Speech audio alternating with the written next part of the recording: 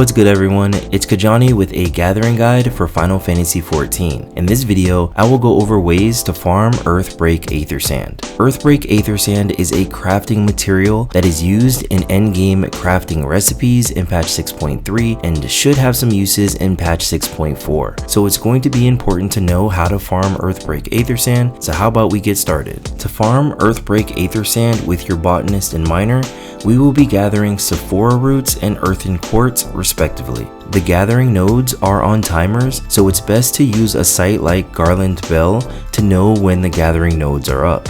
While you are gathering Earthbreak Aethersand, keep in mind that the minimum collectability that you need to achieve in order to receive an Aethersand is 400. With the quality of life improvements that were introduced in patch 6.3, the minimum collectability is right here on the gathering HUD. The higher the collectability that you get, the greater chance of receiving multiple Aethersand. At max collectability, you should get at least one Aethersand with a possibility of receiving a bonus of 8 Aethersand. Your rotation when you have at least 700 GP will be a scrutiny followed by a brazen action, then another scrutiny followed by another brazen action. Hopefully you ended up at or near max collectability, because now we are going to use solid reason or word to the wise to get an additional attempt while hoping we get a proc for another gathering attempt. Because if we do, you can walk away with 3 to 4 items at or around max collectability. When you are under 400 GP, your rotation will depend on your stats and your gear. Your rotation will most likely be 2 to 3 brazen actions,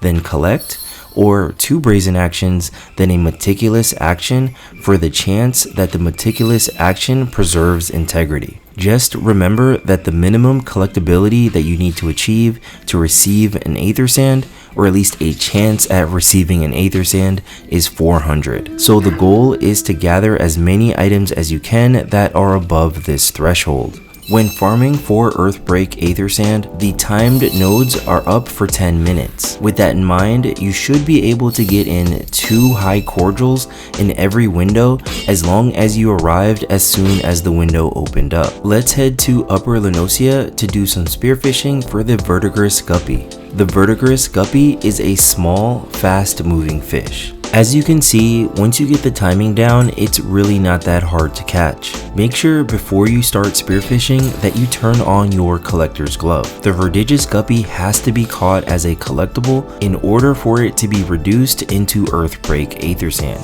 To increase the potential Aethersand that you'll receive, use the job action Nature's Bounty. Nature's Bounty increases the likelihood of catching a large size fish, which will increase the collectability and the potential of receiving Earthbreak Aethersand. And lastly, you'll use Bated Breath to extend your time in a teeming water. If you happen to catch 4 Verdigris Guppies during a spearfishing attempt, you will see a message pop up that you sense the movement of an unseen predator. What this message means is that you just triggered the intuition window for the Nosceasaur. The Nosceasaur is a large, fast-moving fish, and if you manage to catch it, it's another fish that you can reduce into Earthbreak Aethersand. More likely than not, you will simply run out of time before you have an opportunity to catch the Nosceasaur. Just focus on catching guppies while you're farming for Aethersand, and you'll eventually run into a spearfishing attempt that gives you the opportunity to catch a Nosceasaur. Well, that's all I have for this video on farming Earthbreak Aethersand.